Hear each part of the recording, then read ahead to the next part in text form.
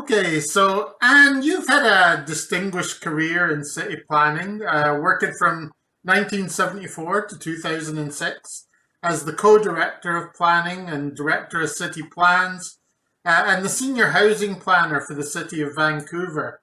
You then followed that with many years in consulting with cities and organizations globally. So I thought I would start by asking you what your vision was of a good city for its citizens. I'm not sure there is such a thing as a good city. I've worked in places in the subsistence agriculture environments, Hordan in the Philippines, where people, council, members of the public, community, all band together to help each other. On the other hand, Vancouver, which has been named the world's most livable city, I've been to neighborhood meetings here where people with placards are saying no to seniors housing in their neighborhoods. So what's a good city? We've won awards, or Dan hasn't, but there's a warmth in the community. So I think it's more about people than it is what makes a good city. But if I can sort of redirect that, I do a lot of work elsewhere in the world.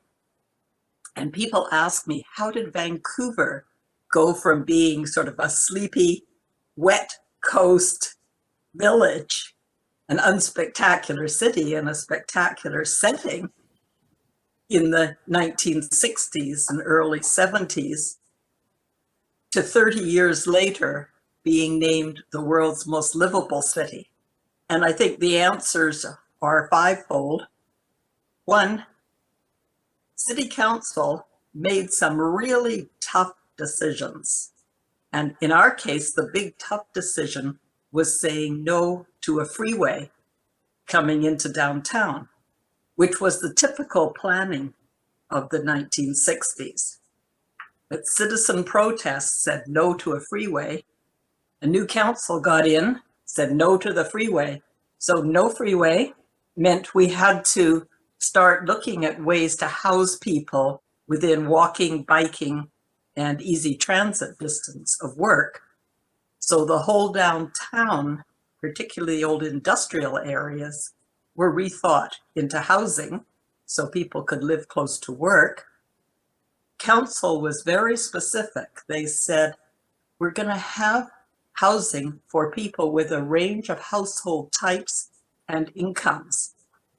Not easy for cities to do because we don't have a lot of resources. And yet a lot of people moved into the downtown to be close to work. But the challenge was, once we got people living in these new areas near the downtown, how are we going to fund all the services? And it wasn't fair to say, well, what we'll do is we'll just increase the taxes. Why should a little widower living in a small house in the city have to pay increased taxes so someone could live downtown in a multi-million-dollar penthouse? And the answer was new growth would pay for itself. And so all the new growth had an additional cost attached to it, which resulted in lots of services for people, whether it was schools for children or adult play and children's play areas. It had an upside. The services were there. The downside, it added to the cost of housing for lower income people living in the city.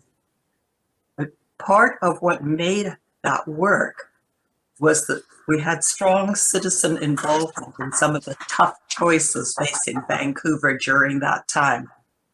So between being willing to say no, being willing to go new directions, being willing to charge, but then ensure that people were involved in some of those tough choices, resulted in, by 2006, the city was named the world's most livable city.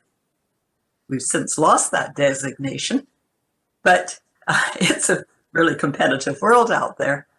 And a lot of what we did through that time was analysis, initially using a variety of sources, mostly census, but later on starting to use some of the material information we were getting out of technology to ensure when we were going in new directions, those new directions had some logic behind them. Very interesting. And we're dealing with these challenges. Certainly in Toronto, where I live, we do have a downtown freeway.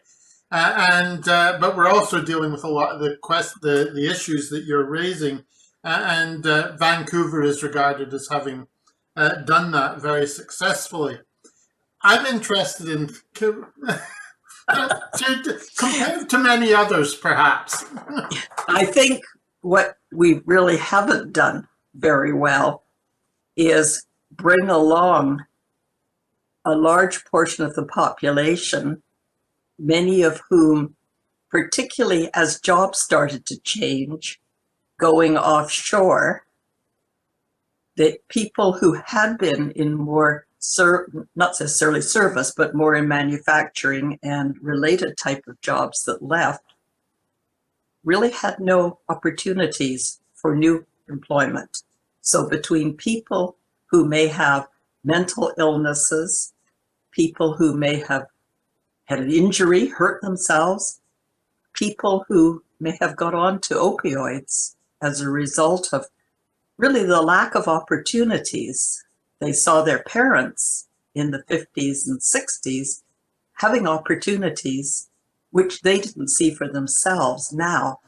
And so while our downtown looks good on one hand, on the other hand, we're starting to see the challenges of homelessness in a big way in the downtown area.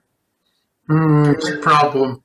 And so that leads on to, beyond COVID-19, what do you see as the main challenges? You've started to talk about some of those, but what do you think are the biggest things that cities are having to deal with today? Well, I think there's three things that cities are dealing with. One is, and if we start globally, this is not the small city by the rainforest, nor is Toronto. And so we're looked at in Canada as frequently a good place to invest, meaning that offshore investments going into our larger cities are disconnecting the local incomes from the price of housing and other goods and services. So with this disconnect, it's meaning we can't even house the people who are the service workers for the cities. Of course, in addition to those kind of economic global issues, climate change, other related global issues are ones that clearly the city can do nothing about, but it's profoundly affecting cities and the way we are and will have to do business in the future, particularly those cities that are up against water where you may see rising sea levels. And secondly, we've got a federal government, or had for many years, federal governments who have not played since the 1970s, early 80s, a major role in funding, for example, affordable housing. So while there are great expectations, and the National Housing Strategy purports to, by 2030, have everybody in an affordable, suitable house in Canada, the question is, how is the federal government going to fund that in the context of the debt which has been put down with COVID? So we've been seeing over the last decades an increasing amount of effectively federal responsibilities or federal opportunities being removed as downloading has happened. And while some money is coming for major infrastructure, such as transportation, that's not a big job generator as compared to in the 50s and 60s when housing was seen as a major multiplier for jobs. So the question is, with COVID, how much resources are the federal government going to have to assist cities And then thirdly, when you get to the city level, it's quite a different issue from working at a senior government. Because at the city, you don't have a progressive tax base. The only tax authority you have is on property or charging people through a variety of service uses. And cities have to balance their budget. So when you look at the issues that are facing cities, some of them are global, we can do nothing very much about. Some of them are national, and that government has been helping with funding during the pandemic. But how many resources are going to be available after, as we mortgaged our children's future? And then cities have a very limited tax base, must balance their budget. And so some difficult choices have to be made. So what you're describing is a position that cities are in now and that you see will exist at the end of the pandemic, where there may be larger challenges, or certainly the resources that are available to them will be less than prior to the pandemic, when those problems may not have been so great. I'm not sure how much the pandemic is really going to dramatically change what happens in cities. Assuming we all get vaccinated, then the question will really be, certainly we're finding on transit, there's a reluctance because from safety reasons, for people to take it as frequently as they would before. Anytime I went downtown, I would always use transit. I'm 80 now, so I'm not rushing off to get on transit anytime soon. So I think some of the things, there will be some changes, but I think the biggest challenge is going to be not so much the outplay of COVID. I think it's more likely to be the global forces, the issue of technology and who's left behind. It's some of those issues which I think are going to be bigger challenges than just responding to COVID. Okay, so before COVID, cities were considering, I guess, in their strategic plans, they had the elements in their strategic plans that were designed to make them smart, whatever that might be. And so I thought I would ask what your view was of what smart cities were. I think there's two ways of looking at that. One is, the traditional definitions of a smart city, a city that's using technology, whether it's sensors or some other means, to monitor what's happening with city services, particularly, and maintaining those city services. Now, Vancouver was using sensors back in the 1980s for the transportation system, so that from one console, a staff person could see where there were problems, where there were backups, redirect the timing on the signals, or send out notices for people to take other routes if there'd been an accident. So using sensor material isn't necessarily new, it's just more opportunities for it now. On the other hand, a lot of things that are part of what makes a city livable, as opposed to necessarily smart, what makes it livable are the places and how they work for people.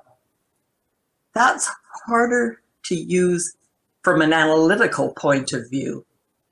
It's often much easier to understand by working with people in the community as to what their priorities are, how they would like updates to happen, whether it's the library that gets funding this year or the community center. That's not something you can necessarily suss out from smart city data. So I think it's useful in some ways. On the other hand, it's not the only way of collecting and using data. So you seem to be saying that the that data shouldn't be a substitute for engagement with citizens. Definitely not. Very clear, and it seems to make sense too. Well, I think it also makes sense when you're working at a local level. You have to balance a budget. If you're not working with the community and bringing the community's input and then discussion back and forth, then the question is going to be, what's happening at the next election? Will the current council be out and a new council be in? And will that be the constant turnover because people feel that they're disenfranchised? It's a real interesting question, and one of the things we've seen as during the period of COVID, how municipalities have changed using technology.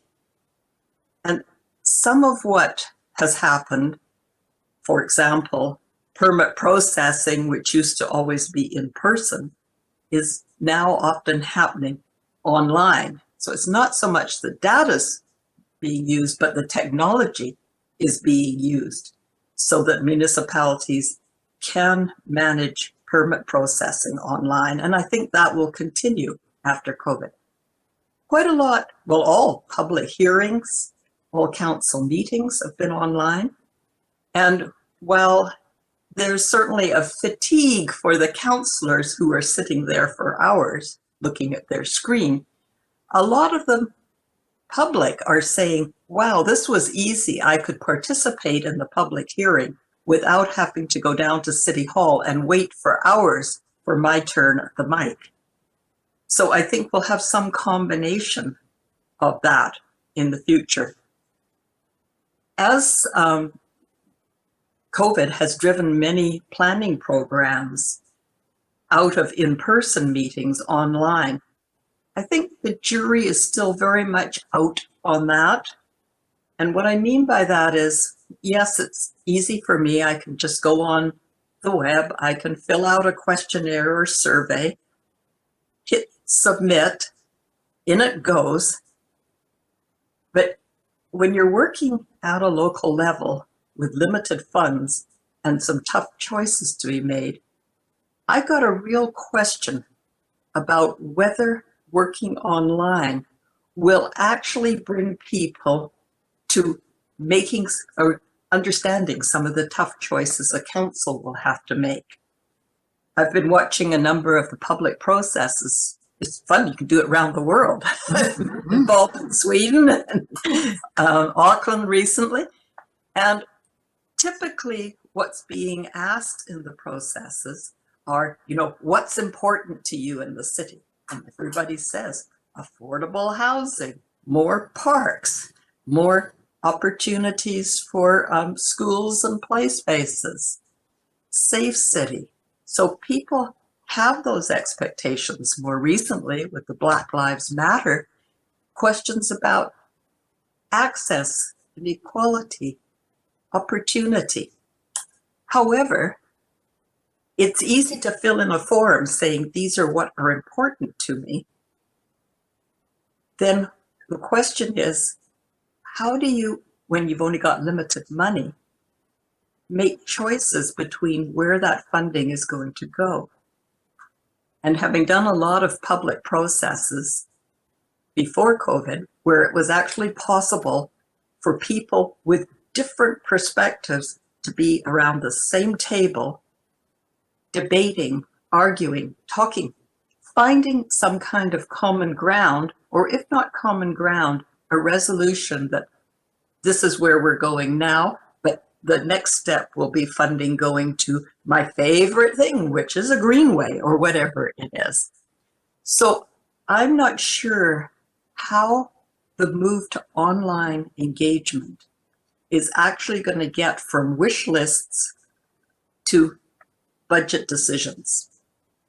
And I think I've seen some very interesting trade-off type of surveys on the web, but that's still quite different from having to listen to other voices. And from everything I understand about, for instance, social media, people tend to follow and listen to people who they agree with. And in decision making in a city, you often have to work with conflicting ideas to find some ground where there's shared directions. And I'm not sure how well we're going to find those shared directions through the use of just online tools. Very interesting comments, because they're considering the future of how our politics will work, and how democracy might work. And to me, some of it seems to be that politicians becoming accustomed to the new processes and how those might operate, and how effective decision making might take place. But also, I mean, Joe Biden spoke about an hour ago, before we've been speaking, and talked about the challenges that democracy faced, and this seems to, in some sense, to be one of those. As you say, with people tend to listen to what they to people who agree with them, and one of the things about the internet is that you can always find someone who will agree with you. And that also will seem to be the case politically. So how effectively, can our cities be governed? How can citizens participate? Now, it's an interesting question, and I don't know how we're going to actually test that out. I think that it's easy for the politicians. And I must admit, as a planner, I would much rather not have people waving placards in my face. But the placard wavers will tend to sort of settle down when they're actually in a work situation around a table. And I've seen people who are fundamentally against having any change in their neighborhood. And they'll be sitting waiting for a public meeting to start, or a working group meeting to start. And the great thing with smartphones is that everybody has pictures of their children on them, or their grandchildren. And I've seen circumstances where an older person would like to see more change in the neighborhood, more choice of housing, so they could move from their single family home but stay in their familiar neighborhood. My grandchildren, look, I've just had a great grandchild. Oh, says the person who said I'm strong against it. How long have you lived in the neighborhood?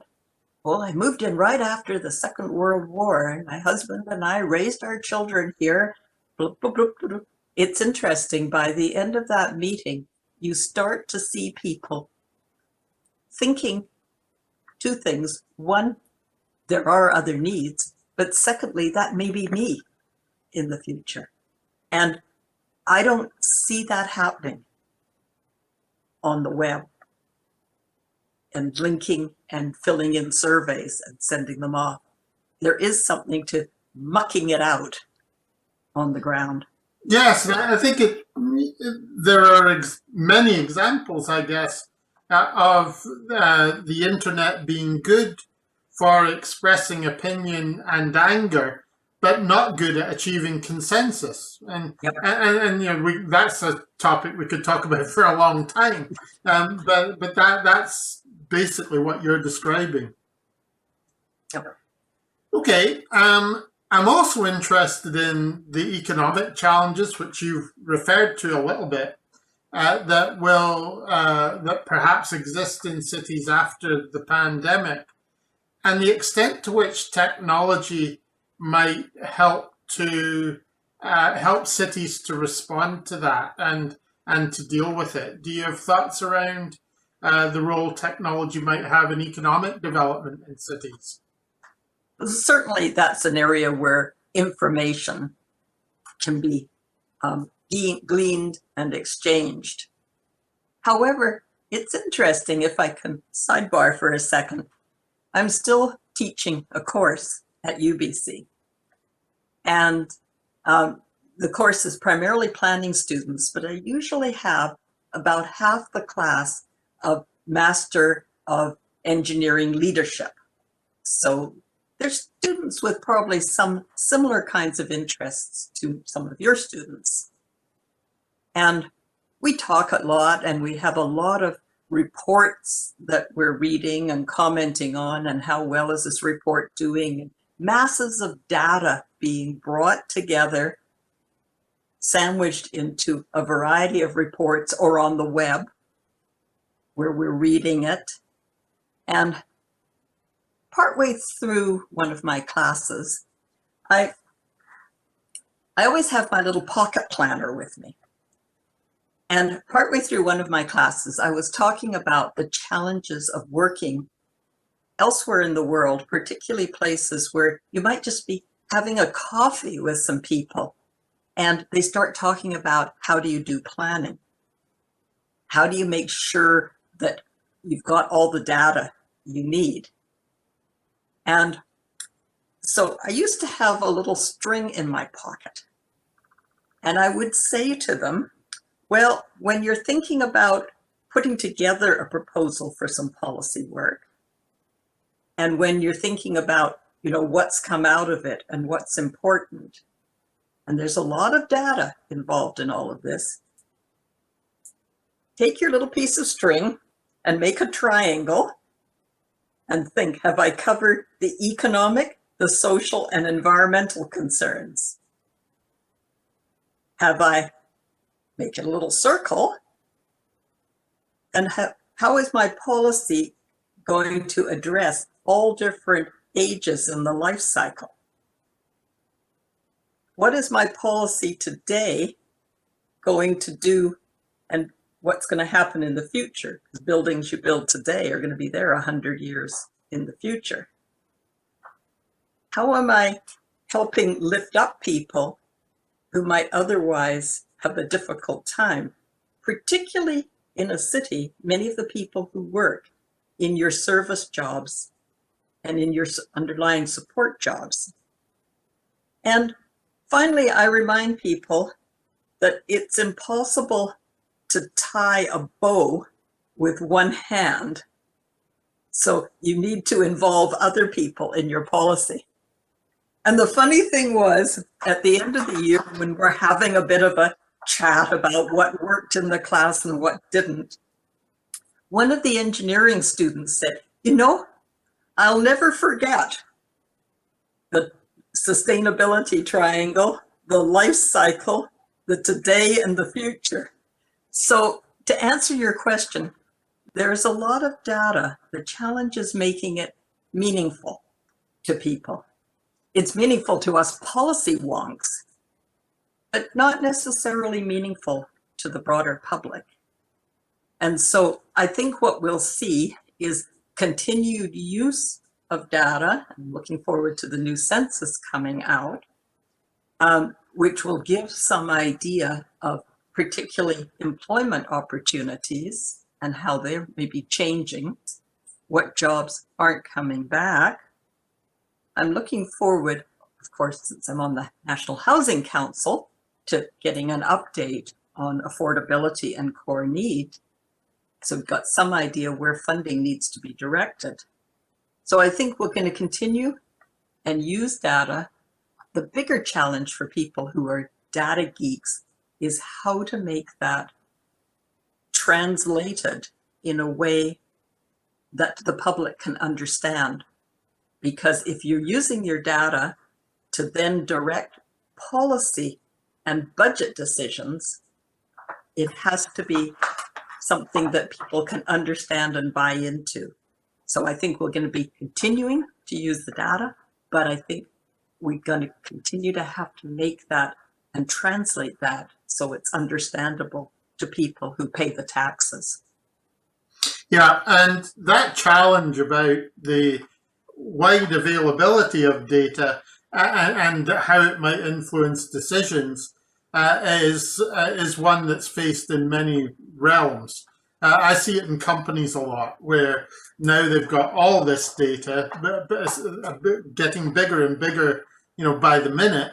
And at the same time, being able to have that then result in better decision making is rare. It's not happening in the ways that we might have expected a few years ago when we were anticipating having all of it, and a big challenge. But perhaps especially big in cities because they're big, and at the same time the political environment is one which the expectations and desires of citizens need to be taken into account more.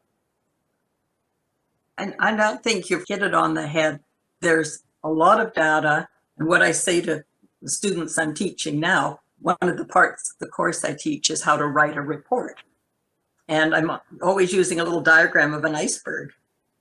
And the report is that little piece of the iceberg that's on the top. But in your hip pocket or on your cell phone, you have all the background data, so that when a counselor asks you how this particular, how you came with that, or what are the other options, you've got that data. I think the difficulty is often people who are data collectors don't take the time to translate that. Yes. But at the same time, do it in a way that they have the other data available,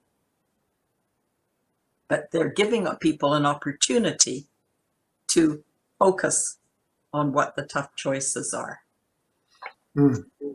Yes, and there are more technologies which are intended to assist with this appearing regularly, certainly for companies. I know less about it with cities.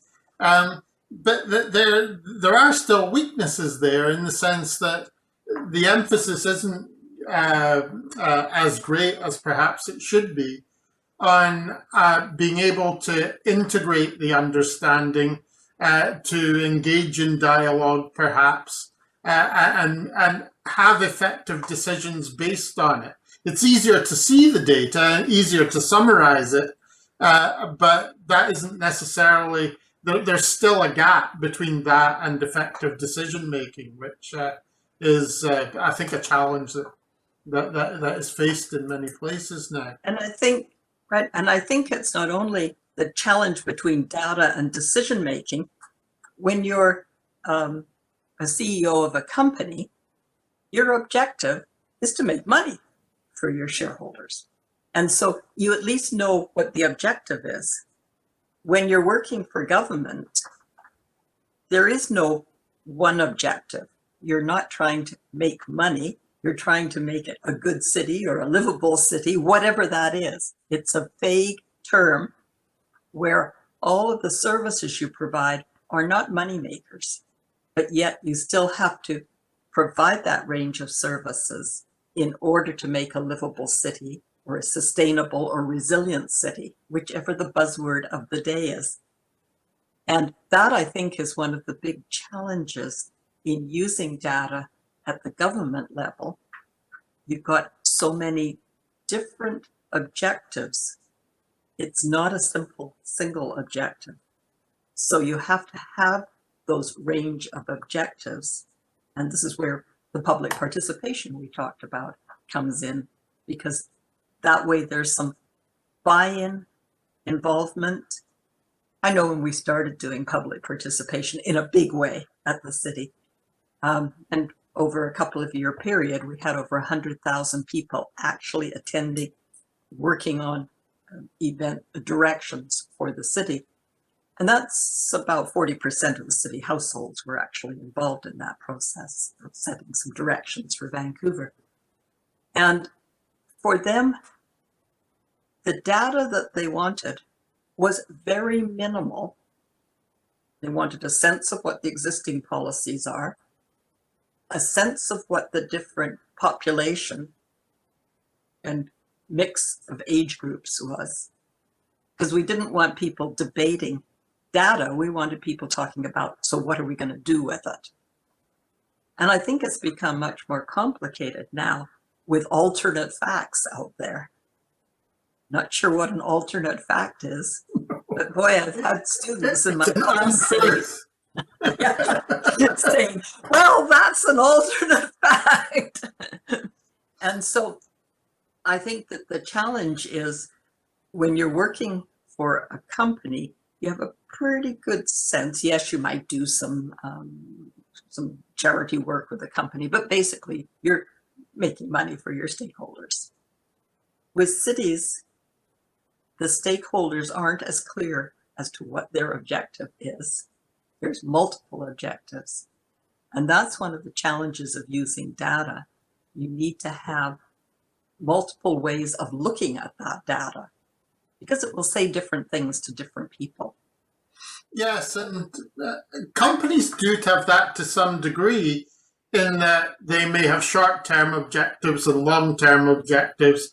They'll have ways that they might manage their people, ways that their systems are organized that might be impacted. But your piece of string seems to be, I'll remember it now that I've seen it. But it also reflects that that conflict or that need to reconcile different objectives when you're considering policy, and I think is extremely important. And there would be some who would argue that artificial intelligence might be able to weigh up the different options and make a recommendation on what should be done. I'm not convinced that it will be able to do that in the future, but that might be how it would be approached from a technological point of view. The other thing that seems to come into this that we might move on to is that today technologies enabling the possibility of many changes. COVID-19 has meant that there may be changes in cities to some degree, the extent to which people use transit, the amount they'll be traveling to work, and whether zoning might change and things like that as a result of that. I'm always puzzled about how, as people who are decision makers in cities today look towards the future, how they can make effective decisions based on this uncertainty over what the future might bring. It's always a challenge.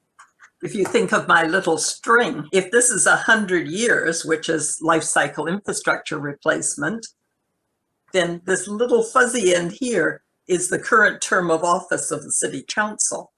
And that city council is making decisions which are going to affect the children born today until their old age. And so that's, I think, one of the big challenges is how you have a focus but stay flexible. And I think part of the answer for that is that in Vancouver, for example, we said we wanted to have opportunities for people to walk, bike, take transit, but not cars. And how that will evolve over time may change. But the bottom underlying part was we weren't going to tear the city apart to put a Gardner Expressway in. Good. And so I must admit, as a sidebar here, federal funding went to Toronto, I'm sure, for that. And then federal funding's been asked for to take it down. And I remember when I was still in Vancouver saying, hey, we never asked for the funds for the freeway. And now we're not going to get the funds to take anything down. But that's an aside. So I think part of it is you have a general direction, but as new information happens, new understandings, new needs, you're fundamentally going to keep your direction of walking, biking, transit, but you may change how you deliver that. You're fundamentally going to keep the notion of having opportunities for a range of people to live in neighborhoods. But the form of that housing over time may change dramatically. how its funding may change dramatically. And as we're seeing with looking forward to sea level rise, or not looking forward to it, looking forward to the realization it may happen, we're starting now to ensure that as we're building around on water-related developments, that there's that flexibility for rising sea level built in. It may or may not happen, but it's very little cost relatively if you think of it now when you're constructing, rather than waiting and having to retrofit later. So for example, along the Fraser River, there's a number of major developments underway for a mixed sort of office, commercial, residential. And they've already been directed that they're not going to get their approvals unless they're up much higher than the current beach level. And so it's reasonably easy to say that, put some fill in, put the foundations in now to try and retrofit it later. So I think partly you don't know what's coming, but if you can keep a general sense of where you're going with the flexibility built in at the front line.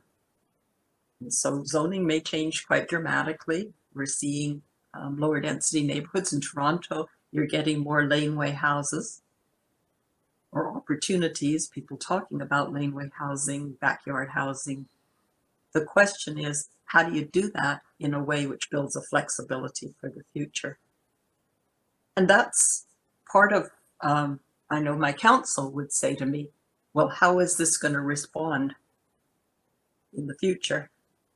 You can't figure out everything, but at least with my little piece of string, I'm thinking about how this is going to play out in 100 years' time. Very interesting, because what you seem to be describing is an agile model of city development, I guess, and which is agile as far as, you know, the planning that's done so that it can be changed as you move forward or modified according to the conditions, but also the development which happens from year to year is done in a way that means it can be changed. You know, things you've done in the past can be changed in the future, and that I'm not familiar with this area of study, but it does seem to be more important now, given the pace of change in the world. I think that pace of change is one of the biggest things that's happened over sort of, well, even my lifetime. And, you know, if I'm talking to students today and I'm sort of thinking about, you know, where they're going to go in the future, my first job was in Ottawa in the 1960s, and I was coloring maps with a set of, you know, crayon, you know, colored pencils. In the 70s, I was going back to university doing my doctorate in planning and urban land economics, and we had to memorize all the formulas for mortgage calculations and use a slide rule. And then in the 70s, when I started at City Hall, we were still using typewriters, couldn't make a lot of changes, used a lot of whiteout, which your students won't even know what it is. I do. Through it. But it wasn't until the mid-1990s when computers actually hit the city of Vancouver on our desks. And now I'm spending my life on Zoom. So I think what you're seeing is an incredible change. The pace of that change is accelerating. And the students who you're teaching today And what I say to my students is, you're going to have to be retraining yourself throughout your life with the changes. In fact, one of the best books I've read in a long while, and I don't know if you've seen it, is Thomas Friedman's Thank You for Being Late. I've seen it. I've not read it, but I've seen Well, it's a great read. You can probably not bother reading the last chapter or two or skim that because it's about him going back to his home. But the rest of it is giving you a real sense of the pace and rate of change that's happening. And I think going from crayons basically to Zoom in my lifetime, just think what's going to happen in students' lifetime. Absolutely. And you know, we've covered a lot of areas. One of the areas that I did want to go back to, but then perhaps after that to move on with my final question, you talked about equity and digital literacy, I guess, access to technology. What does that mean for cities as they think about their use of technology in the future? I think what it says is that not everybody has access to technology or the knowledge and skills to use it. And if what we do is only communicate with those people who are tech savvy, we're missing not only the ideas from, but the buy-in from quite a number of people.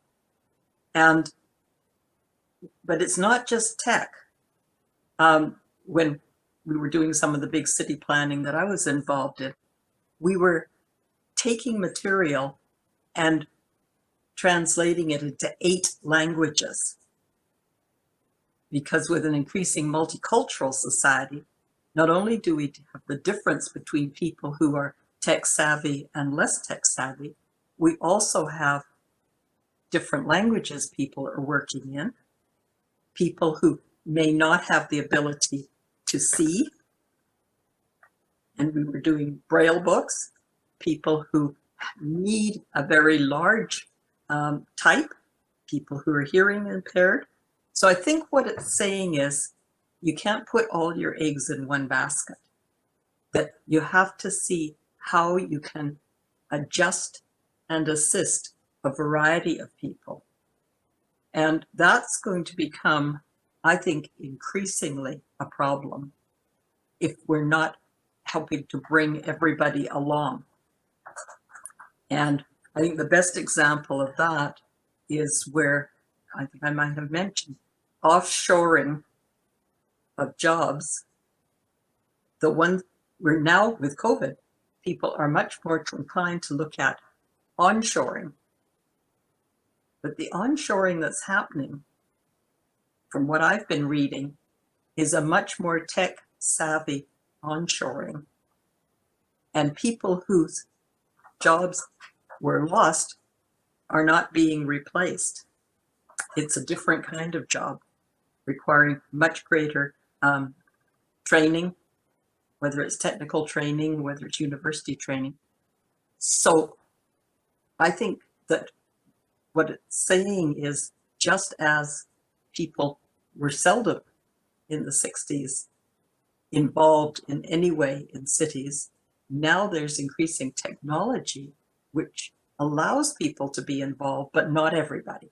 And so whatever you're using as technology to bring in people's ideas, you also have to remember there are people who aren't being brought along and have separate programs to assist those people to also engage.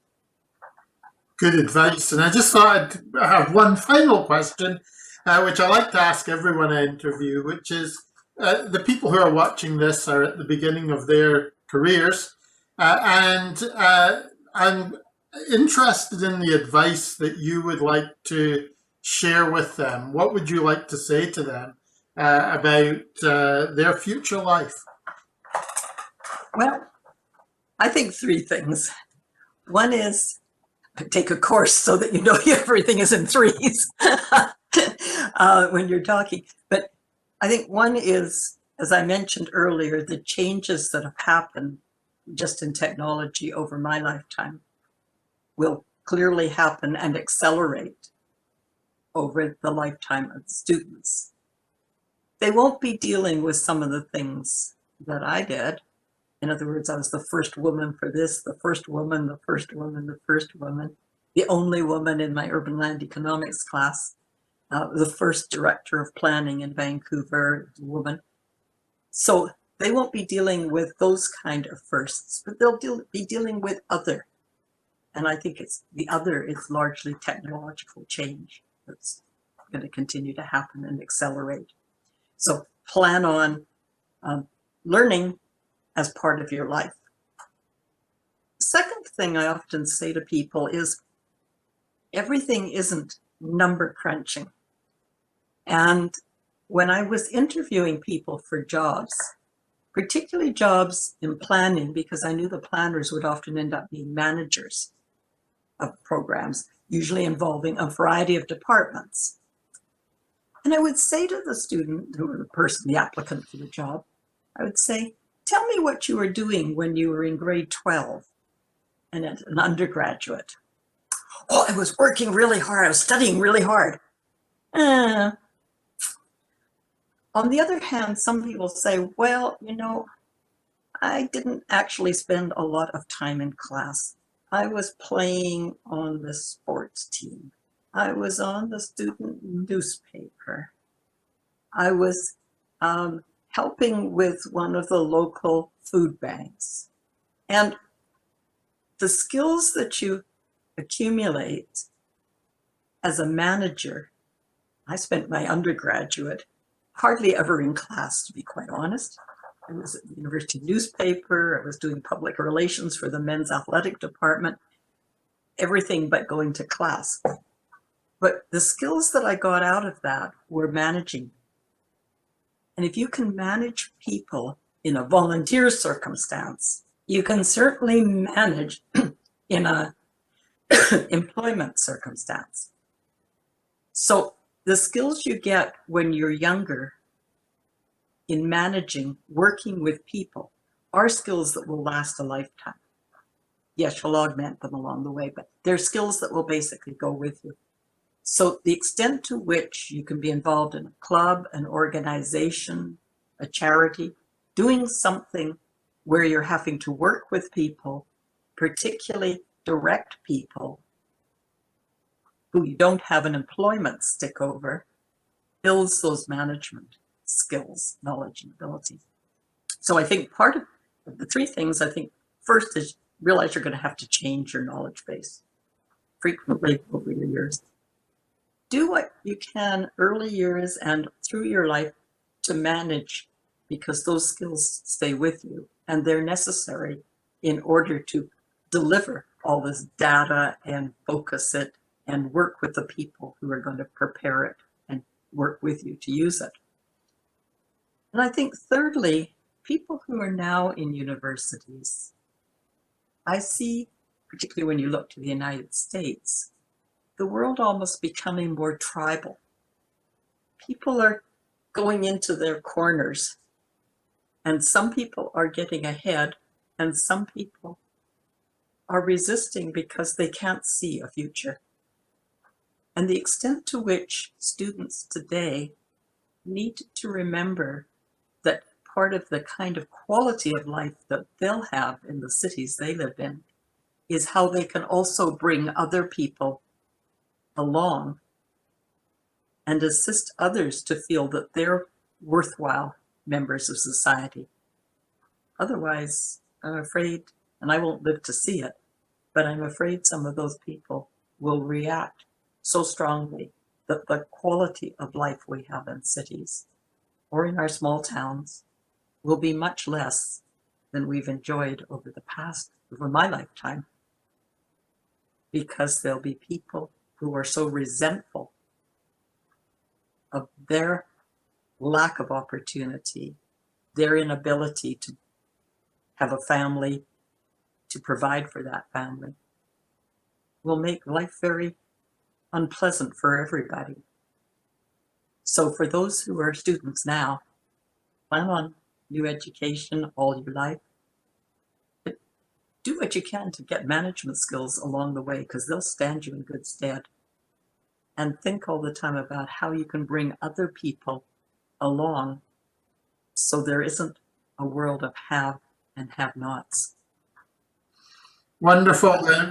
All three pieces of great advice. I feel very fortunate to have been able to talk with you today, Anne. I've enjoyed our discussion, and I think it'll be very valuable for the students. So thank you very much for doing it.